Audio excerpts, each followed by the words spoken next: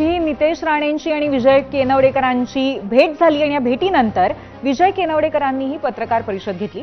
यावेळी त्यांच्या आई, पत्नी, वहिनी असे सगळे कुटुंबीय त्यांच्या सोबत होते। काल आपल्याकडे सापडलेल्या रोख रकमेचा भाजपशी काहीही संबंध नसल्याचा खुलासा त्यांनी केलाय। आपण घरी नसताना निलेश राणेंनी आपल्या बेडरूम पर्यंत जाणं आक्षेपार्ह असल्याचंही ते म्हणाले।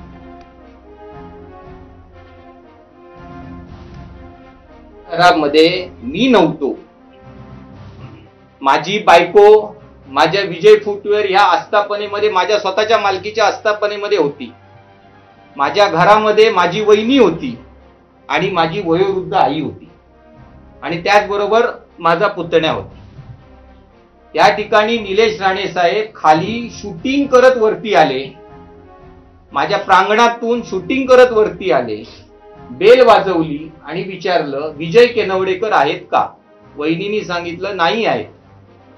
नाही आहेत म्हटल्यावर ते आतमध्ये आले।